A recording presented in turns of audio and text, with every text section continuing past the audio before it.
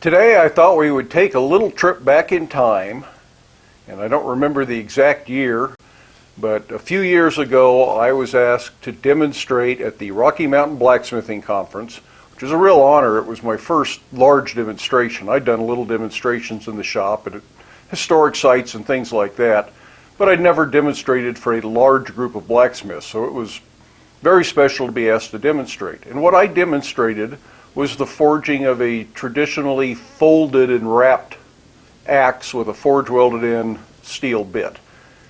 So I thought we would take a look at that. Rocky Mountain Smiths puts on the conference, and at Francis Whitaker's request, they film all of the demonstrations. There is little or no editing done to the tapes they do. No shot is set up specifically for filming or repeated, and it's somewhat edited on the fly because they have different cameras and they switch around. So what I've decided to do, instead of trying to edit it down to just the time at the forge, I've left it pretty much intact.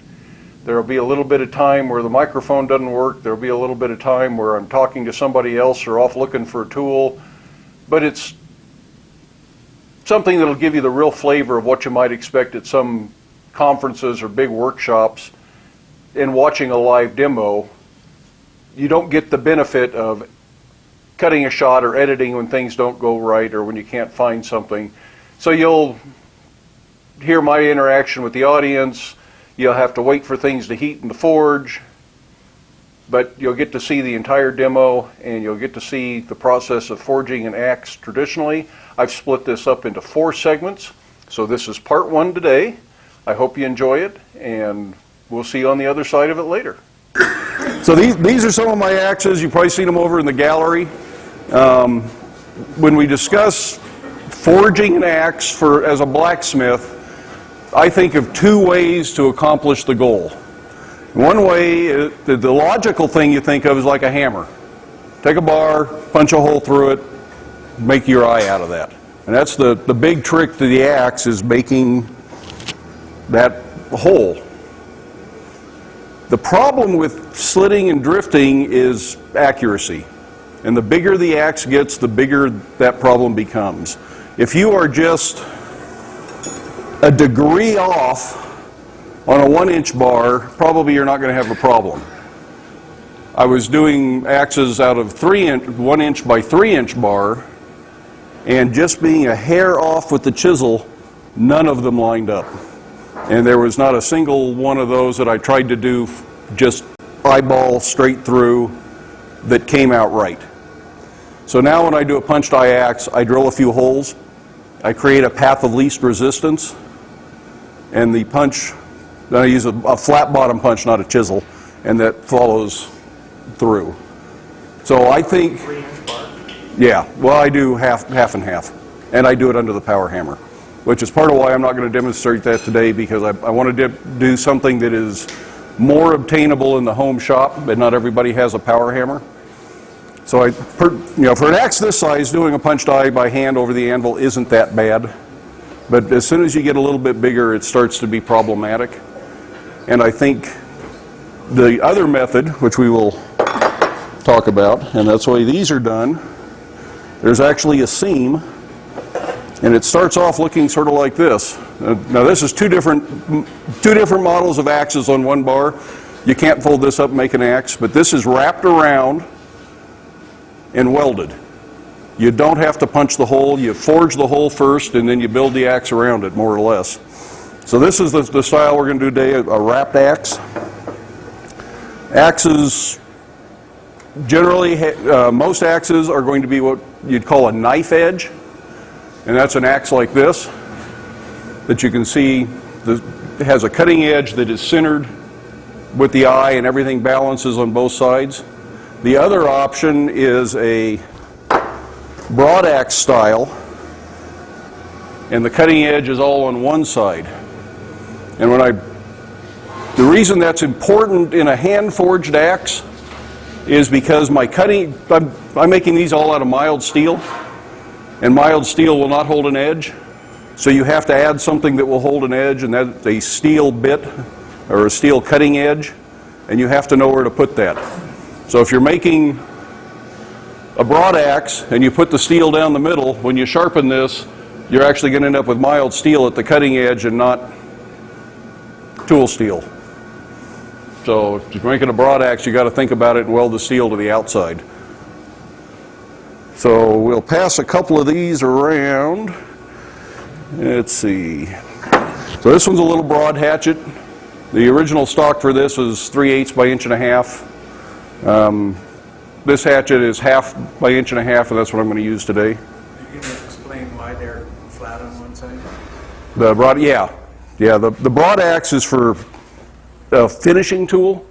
It's sort of like a chisel or a plane to a carpenter, and is for squaring up logs, like these flat surfaces in here. These are obviously milled, but historically in Peter's world, somebody would have been out there with an axe squaring up those logs and making square timbers out of a round log, and they would use something more like this. This axe came off the wall. I didn't make this, but you can see a cold shut in this axe here, where this axe was wrapped and welded, and if I look really close, I think I can see a little shadow where the tool steel was also welded on. So this is the exact same technique. I have no idea how old this axe is. I don't know when they quit making axes that way. Unfortunately, I'm not a historian. I think these are historically inspired axes, but I'm not going to call them a replica of anything because I have no background. I haven't studied. I'm making this axe from this time period. But Peter mentioned the master mirror find this morning. The tool chest, the Viking era tool chest. You find axes made this way in that chest. I don't know if anybody wants to look at this filthy thing. The little one is a little cleaner, same idea, but if you look at it, you can see a little cold shut. So I'm pretty sure that's not a crack. It's a forge weld, and that's the way that axe was made. So that's a real brief overview of what we want to do. So where do you start? The logical place seems to be to make the axe head. Unfortunately, the logical place is to buy a handle. Go to the hardware store and decide what you want for a handle. Or if you're going to make a handle, this is less relevant if you want to carve your own handle. Your axe has to fit this.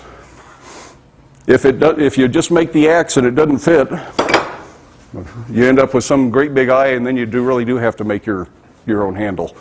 Because this was just me screwing around, and this is what I ended up with, and I ended up with an eye that there was no handle I liked except for a full-size felling axe that fit that. So if you want to buy store-bought handles, start by buying the handle, and then you need the tool that sizes the eye, called a drift. This isn't a punch, it doesn't make the eye, this just defines your eye size, and I make them out of tool steel. This is an old jackhammer bit. They're really hard to forge, so I'm not going to forge a drift today. But you just make that as close as possible to your axe handle. And these all come from House Handle Company. It's a company in Missouri. They're pretty reliable, pretty affordable, and they have handles for tools I have never heard of. So we can pass that around if anybody wants to look at that drift. In fact, I got a whole pile of drifts here. That's the one we're going to use today. That's a store-bought drift from somebody that sells cast iron tools and makes hammer drifts and tomahawk drifts. This one came in a pile of rusty junk that somebody in our little town of Beulah found in an old shed they were cleaning out. Said, that looks like something John would like. So that's an axe eye drift. Somebody in Beulah was making axes and using that, and just all sorts of different possibilities. So if you find these on the secondhand market, they're probably cheap. If somebody's got them at a garage sale, it's a piece of scrap iron. They don't know that it's a tool. At an antique store, they probably don't know what it is either, and you can probably get them pretty cheap if it's an axe size you want to make. I've taken that a little bit further because I use a power hammer a lot, and I don't want my hands that close if I'm working on the eye under the power hammer. So I made one with a handle on it. That's a little bit bigger. I don't know that we'll get around to using that. So start with a handle, then make a drift. And like I say, we have to have a tool steel edge. So that's my next step. And the reason I do the tool steel first is because eventually I want to pick it up and set it in the axe, and I'd rather be able to pick it up with my hands and drop it in there than try and fiddle with the little tool steel piece by hand. So that just lets this cool while I make the rest of the axe. I'll pass this around. This has some little sharp points on it, and I'll explain that as we get to it, so try not to make yourself bleed. Sean, I have a question about the drifts. Should they be fairly refined, as smooth and Yes. as well formed as you can make them? Yes. Yeah, if they get bunged up, you can get them stuck in the axe head. Ideally not. And they should taper. They don't need to taper so much in this dimension from the long way, but the short way they should taper so that you drive half from one side, half from the other, and you get an hourglass shaped hole, and that makes your handle stronger. But the same principle applies if you're making hammers or any other tool with an eye. So we're going to make a drift. I bought a really nice brand new piece of W1 to make, or not drifts, make the little cutting steel out of, and I left it at home. So we're going to use a piece of FOP, means found on pile. I have no idea what it is. I gave it a little quick test the other day, and it hardens pretty nice in oil. So it's some kind of oil hardening tool steel. Anybody knows what these old hand drills were made out of? Probably lots of different things, but... What's that? They're just hand steels, right? Huh? They're just hand steels, right? Yeah. I think it's just high carbon steel. Yeah, 1085, 1095, something like that, I don't know. But it will work. I kind of like leaf springs. When I'm working at home, it's fairly decent steel for making the bits out of. Where do you get your old one at? My what? You said you used old one tools? When I buy tool steel, I'm kind of lazy, and McMaster Carr has a lot of stuff, and I just ordered from McMaster Carr. It is probably not the cheapest place to buy steel. There's probably a lot of other places, but they've got a good variety of sizes, good variety of materials, and for some reason they ship everything FedEx overnight, even though they bill me for UPS ground, and I just keep going to them.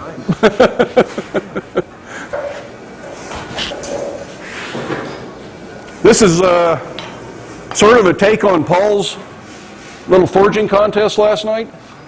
That I had to start with a round bar, but I need a little wedge-shaped piece. So we've got to, because we don't have any rectangular tool steel out there, I've got to reforge this, and I've already reforged it to a rectangle to save time, and then we're going to forge it into a taper, sort of like Peter did for his block sides. Yeah, a little hotter. Essentially what you're doing is making a scarf that's going to be down inside the axe. For those that understand scarves and forge welding, just a thin spot that's going to blend a little bit easier. If you just stuff a square piece of steel in there, you're going to end up with a little step, and you're never going to hide it, and you're never going to get rid of it.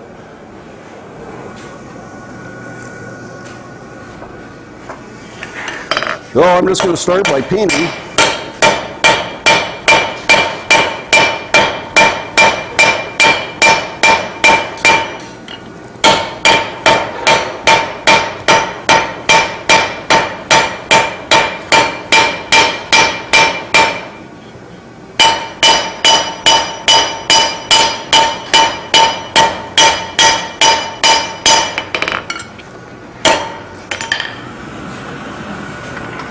Good and hot. So all we want to do is just make a wedge out of that. And we want the wedge to be, this is sort of a personal preference thing. I have seen people who take the axe all the way out to this shape, thin this, and put the steel in.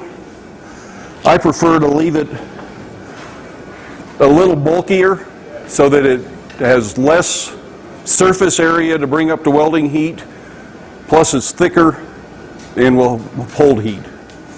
My rule of thumb, and it comes from nowhere, I don't know if it's a real rule of thumb or if just what I prefer, is that the cutting edge is at least as thick as the material is when you make the weld.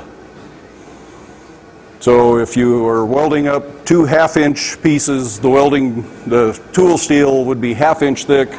If you only have a piece of 1/4-inch steel, draw this out so it's at least a 1/4 inch, so that you don't end up with some little paper-thin piece of steel in the middle. Although really you only need a few thousandths of an inch to hold an edge. But, oh yeah, it's getting good. So I don't know why I ever decided on that, but it seems to be that it works. Plus it adds a little bit more mass to the edge and gives you a little more material to spread.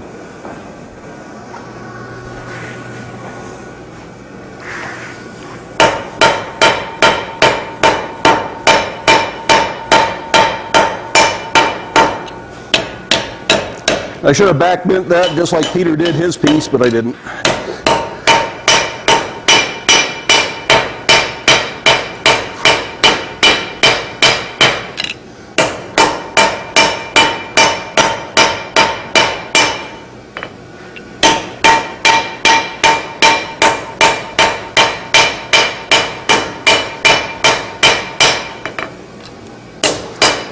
That's really all I need to do to that.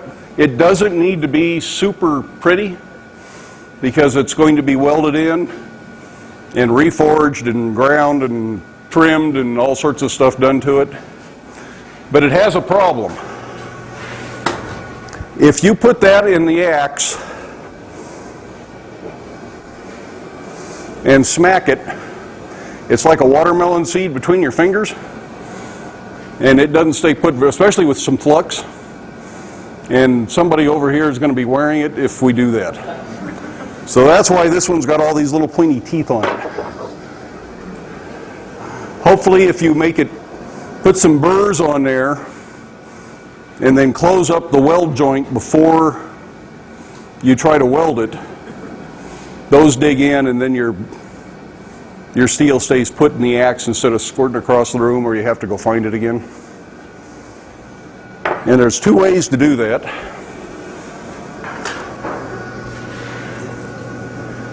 I'm going to straighten this out first.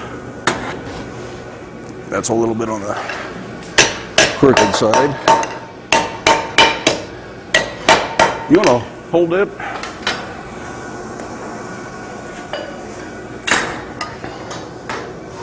Let's see, like that. Well, one way we can do this is with a square-ended chisel, kind of like an engraving tool. And I can come in from the side, and I can raise a burr there. The only reason I don't like this is if I turn it over and do it on the other side, so I've got burrs on both sides, I flatten these out. I've done it in a wooden block, but you get so much flame and smoke when you set that in a wooden block, it's really hard to see what you're doing. So we're going to go to the next method. Let's get it hot again. And we're going to put the burrs just on the edge. Let's see. Which vise would you rather me use? Your choice. This has You'd rather use this one? Okay. overhead. We'll use that vise. It doesn't need to be very hot for that. Yeah. So hopefully everybody can see this on the camera. All I'm going to do is put the chisel in, and it's at an angle, and that's just going to roll a burr, little sawtooth right off the edge, and then I'm going to come back, do the same thing from the other side, and hopefully get opposing teeth here. There we go.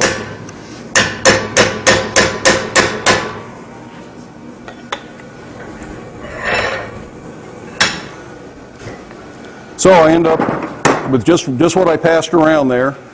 I've got teeth pointing both directions that are going to dig into my main axe body. And then I'm going to cut this off and ignore it. It's just going to sit on the side of the forge and cool off while we do the axe. If you don't do that first and you're ready to weld the axe and you're all excited, you tend to get in a hurry and you don't take the time to put the burrs on it, and then you got to chase it around the room. And historically, is that the way it was done, or? so far as I know, like I say, I don't have the historical background to have researched exactly how this is done. This is my take on historically styled axes.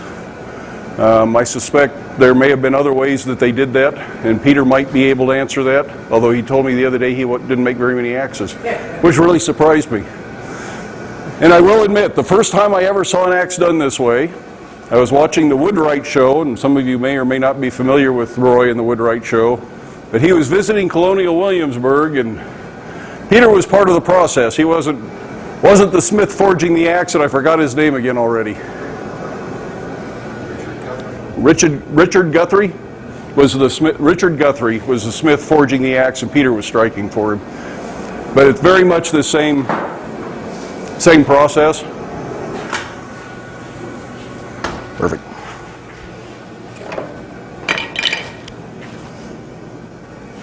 Where did I put my hammer? No. We'll figure this out. So this is just a little do-ahead step, so we've got it.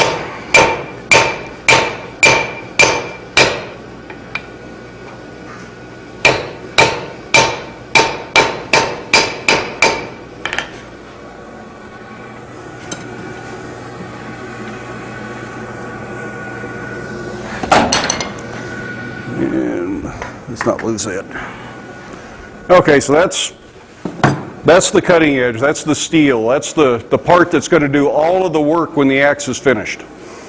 In the long run, it's the most important thing you're going to do to it.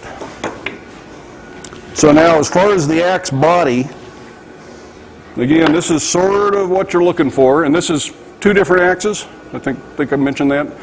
This is just to give an idea of different ways. You can start with the same material, start with the same process, and end up with more than one end result. But we're going to fuller in on opposite sides, one for the pole of the axe, which is the flat section here. This is the pole. And the other is going to form the inside of the eye. So they have to be on opposite faces of the axe when they're forged to bend up properly. So we can pass this around, and I'm going to pass, in fact, I'm going to pass quite a few around. This is my master. I just keep this. This is what I transfer my marks off of. I really like Peter's philosophy of just do it by eye, but if I do this by eye, I end up with some really wonky looking axes. So this is measured out. My dimensions are all stamped on here if you want to write them down. There's nothing sacred about them. There's nothing special about them. It's what works for me with the drift I'm using for the handle I like. If you take these measurements and you don't forge it as much as I do, it's going to fit a smaller handle. If you forge it a little more, it's going to fit a bigger handle. So play with it. Make it bigger. Use wider stock if you want a bigger axe. Narrower stock if you want a narrower axe. This thing is the same process. It's actually a smaller bar. This was an 1 1/4 bar that I did an upset square bend the hard way before I did the forge weld. And that's how I got the beard on the axe, was by bending this bar down to make an L-shaped piece. Probably not the easiest way to do it, but it worked. So once I have that, I need to be able to find it in the fire. So I can pass the pattern around. It's just center punch, so I can find that when it gets hot. Let's put the axe blank in there. As long as I'm yakking, we might as well be getting something hot. And once I've done the center punches, I like to fuller it so I can find it when I come back to the anvil, because we're going to do most of this with the cross peen, and that point has to stay off the edge of the anvil, or you're going to either mess up the pole or the eye, depending on which way you're working. So I like the little fuller mark because I can feel that. If you're really good aim and can hold that steady and it's not going to move, you really don't have to do that. You just turn your center punch marks up so that you can see them and line them up at the edge of the anvil and just do hat-face blows, and you can do it that way. It's sort of up to your skill level. I like the fullers because it gives me a more reliable result. And some of this, your notes have been taken for you. This is not from me, but if you get the hammer's blow, in the last issue, Gerald Boggs has an article on making an axe. It is remarkably similar to exactly what I do, and there are a few things that he talks about in here that I'll tell you that when I get to that point that I'm changing the way I do it because I like his method better. So if you've got this, it has just almost everything I'm talking about in an excellent form with pictures from Mark Asprey, and it's really a very good article. And his stock size is almost exactly the same stock size, and his axe handles are about the same, and we're getting close.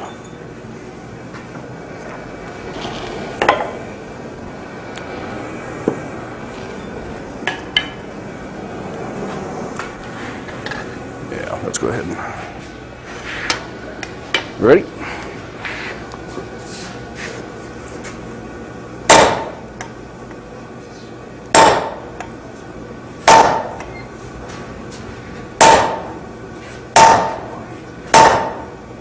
Okay. Yeah, that's good.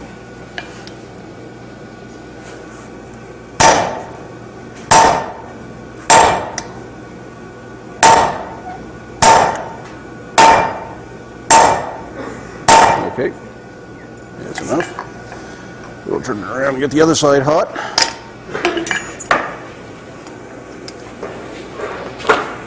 Try not to make those fullers too deep if you do that. If you make them too deep, sometimes you can't quite erase them when you forge the edges of the eye. I call these ears. Languettes, I think, are another term. I've heard them called lugs. I don't know that they serve a hugely practical purpose, other than I think they look really cool. They probably help hold your handle on because it adds more surface area between the handle and the axe. But you'll notice no modern axe comes this way anymore because it takes too much effort probably for a modern factory to put those on. But I like them, so I do them.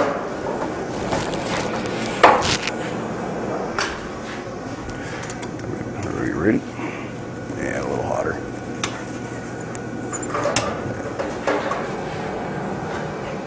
So if you have any questions, feel free to ask because I'll forget something. Oh, I'm just moving it up in the fire and looking.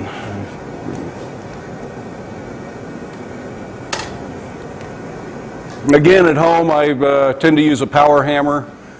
I like doing the handwork, but I'm trying to get to the point that I'm a little bit more profitable in the shop, and that means I need to do things a little bit more efficiently sometimes.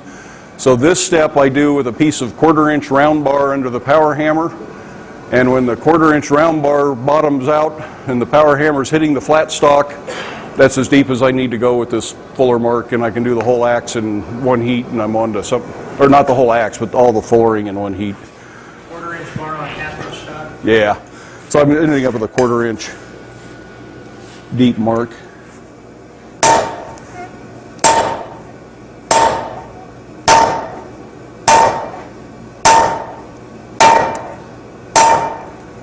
That's good. Yeah. Whoa.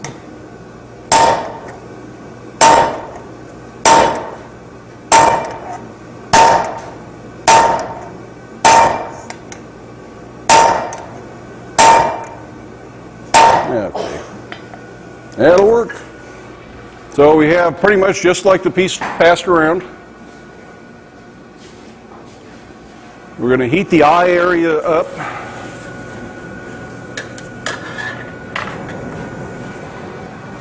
And I like to shape both eyes and get them pretty much done before I go on to do anything else. There's a certain logic to work this eye and this in the end. If you're going to spread the end, it's probably more efficient, but I like to make sure my eyes match before I do anything else, or sometimes they don't match. No, I bet it's not hot enough yet. I don't know. Yeah.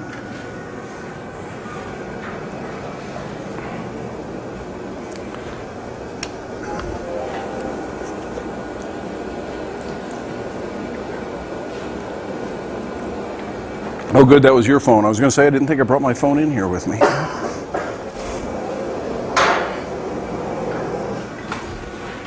Very hot. Just short of a welding heat. You can't afford a power hammer to the apprentice? What's that? You can't afford a power hammer to the apprentice? Well, like I say, you don't absolutely have to fuller it. There are lots of ways you can hold something on the anvil. So you can hold a fuller in your hand and strike for yourself. Various anvil hold fasts. You could leave it attached to a longer bar and pinch it between your legs. Striker makes it a lot easier. Plus it makes a better demo. Are we hot? Okay. So I'm going to hook that eye right next to the pole on the edge of the anvil so I can find it and kind of set that eye down. Now the other mark that we can't mess up is here. So don't get wild with your hammer and start flattening up here. You're going to end up the edge of that eye. Now I go to the cross peen.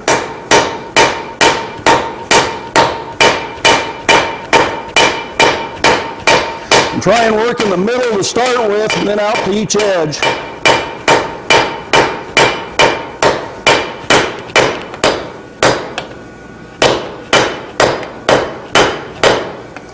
And you can see it starts spreading. By hand, that usually takes a few heats.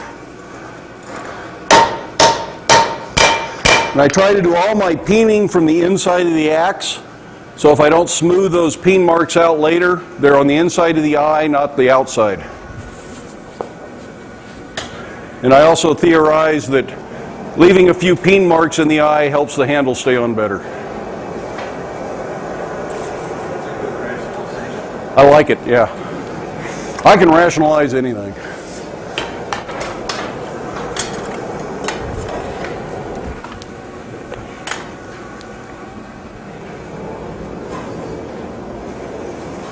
So somebody had asked me about this axe earlier.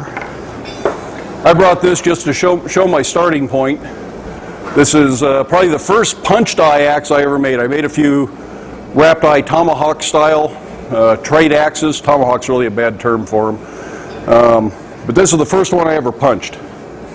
I probably did this over 20 years ago. The eye is way too thin on this side, so it was filled with an arc welder to build it back up again. And I have split mountains of kindling wood with this. It's the one I used to take to the rendezvous when we went to the rendezvous that I used in the throwing axe competitions, and it's still a functional, it's ugly, but it is still a functional axe. So even if your first axe isn't a thing of beauty, that doesn't mean it's a bad axe. It just means you might not want to put it up for sale somewhere.